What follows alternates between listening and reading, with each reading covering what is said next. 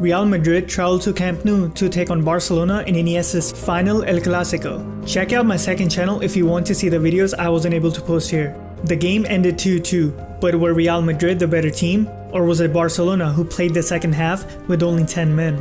I already know people will start disliking and commenting about the title without even watching the video, so I would appreciate if you let me know after watching the video. Having said that, let's get into it.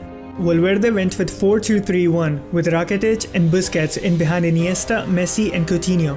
The reason why I put Messi in behind Suarez is because he's given the freedom to roam freely in the final third. That was Barcelona with the ball. Without the ball, they switched to a 4-4-2 with Messi and Suarez staying up. Real Madrid, on the other hand, went with a 4-3-3, something Zidan hasn't done in a while. We will take a closer look into why Bale was given the nod later in this video. Due to how Barcelona lined up, they were able to create diamonds on each side when building up. This is one of the reasons why Barcelona are so effective at playing from the back. They stretch the field as much as they can and then form a diamond, making it difficult for Madrid to mark everyone without leaving huge spaces in the midfield. And so, as expected, Barcelona played from the back whenever possible.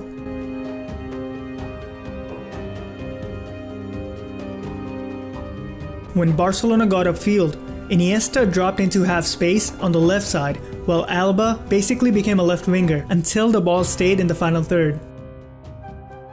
Messi kept dropping into the half space on the right every now and then.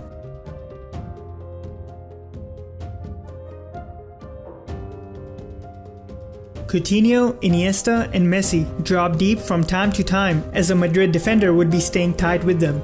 I'm pretty sure Valverde was aware of Madrid's ongoing fullback problem, and this is why he played Coutinho and Roberto on the right. Since Nacho was the right back, Madrid were not going to focus on attacking from the right side. They'd rely on Marcelo, like they have done most of the season, to attack from the left wing. As a result, Valverde tasked Roberto to keep just enough distance between him and Marcelo. That would cause the Madrid fullback to step up while Coutinho stayed wide on the right wing, leaving Ramos to mark two players by himself, occasionally. Barcelona used this tactic time and time again to cause Madrid problems. Notice how Ramos is dragged on the left since Marcelo cannot mark Messi. And it's no surprise that their first goal came in the 10th minute from the right using these tactics. After Roberto drags away Marcelo, notice how Coutinho comes deep, which drags away Ramos, leaving acres of space for Roberto on the right wing. Valverde relied on gegenpressing or counter-pressing to limit as much space as possible for Madrid whenever they tried to counter-attack. Notice how two players press Cruz and then Busquets is tight on Modric even before he gets the ball. This made it difficult for Madrid to create chances early in the first half. Barcelona kept on attacking, looking for their second goal. Alba, with his signature run, kept trying to get in behind from the left wing as soon as Messi got on the ball. Messi was Barcelona's best player in the first half, in my opinion, as he kept making life difficult for the Madrid defense. Now, let's take a look at Real Madrid. The reason why Bale was given the nod is because, as we discussed, Nacho was not going to attack a whole lot from the right wing. So Bale was tasked with making runs in behind from the right wing, while Ronaldo was tasked with doing the same, but from the left wing. Because of Barcelona's high pressure, Madrid were going long to Benzema, who then linked up with Madrid's offensive players. There was another reason why Bale was chosen, and it was more to do with defense rather than attack. Since Alba became the widest player for Barcelona on the left wing, Bale was given the responsibility to take care of Alba. And because of Madrid's defense getting stretched out so much, Casemiro started dropping in from time to time to make it a back five, providing more defensive stability. While Cruz and Modric were staying near Rakitic and Busquets to make them ineffective during the build-up.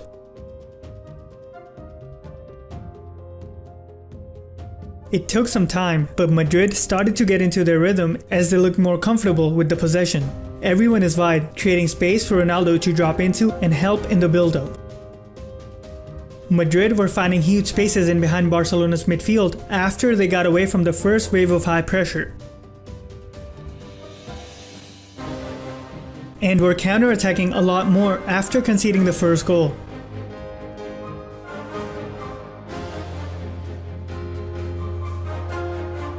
In the 13th minute of the game, Real Madrid are able to exploit the space and score a signature counter-attacking goal. Madrid's forwards were always busy trying to make Barcelona's defense play narrow. They took positions that forced Barcelona's fullbacks to leave space on the wings and then exploited that space to get upfield.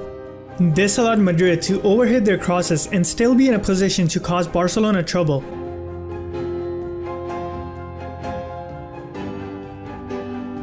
Madrid kept finding spaces in the midfield as Rakitic and Busquets were having a difficult time every now and then.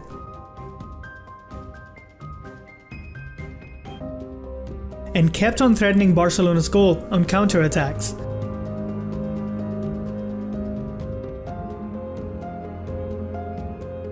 Things started to heat up as the first half was coming to an end, and in the last minute of the half, this happens. Because of Roberto's poor decision to lash out, Barcelona had to play the second half with only 10 men. So Valverde brought on Semedo, a right back, for Coutinho to balance the defense. Ronaldo had to be replaced because of a slight ankle problem, so Asensio came on for him and took over his role on the left wing. Because of Roberto's red card, Barcelona were now playing as 4-3-2, with Messi and Suarez dropping deep depending on where the ball was. As soon as the second half started, Zidan told his fullbacks to stay up and become the widest player on their respective wing. Even though Barcelona were a man down, they seemed like the more sharper team coming out of the break. And in the 52nd minute, this happens, which stuns almost everyone. There was a foul in the build-up to that goal, and I'm kinda shocked as it was a pretty obvious one. Before I get hate just for saying that, let me just show you what I mean.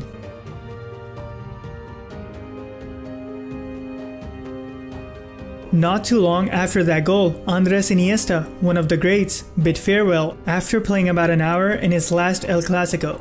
Paulinho came on for him, which changed Barcelona's midfield a bit. Paulinho was much advanced than Rakitic and Busquets, who stayed back after the substitution.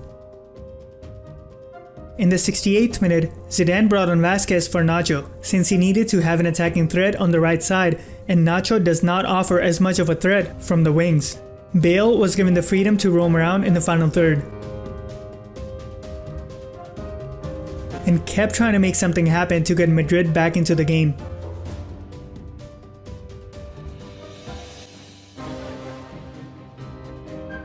Since the fullbacks were staying high up, Madrid started having 5 offensive players versus 4 Barcelona defenders. This is what created just enough space for Bale in the 72nd minute to score a wonderful goal. Because Madrid were committing a lot of players forward, Barcelona, or Messi specifically, stayed by the halfway line to counterattack, and came really close to scoring Barcelona's third goal later in the second half because of this.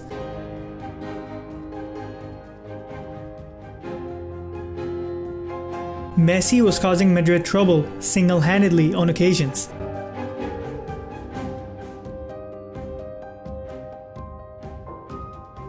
While Madrid kept on trying to end Barcelona's unbeaten run in the league.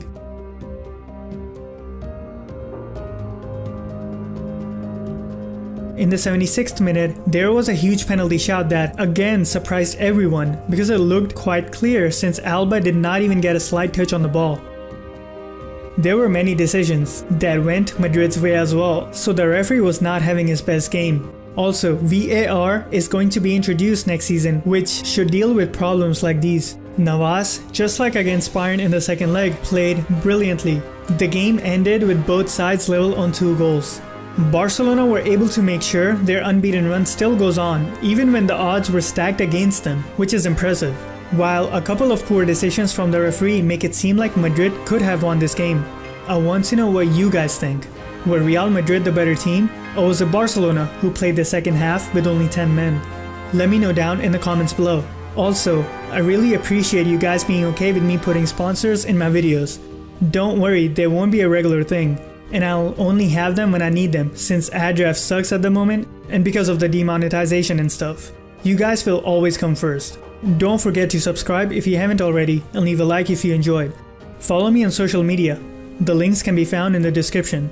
Thank you to Kale Mombongo, Anthony, Tej Mullen, Shawshank BR, Pero, and more for supporting this channel on Patreon.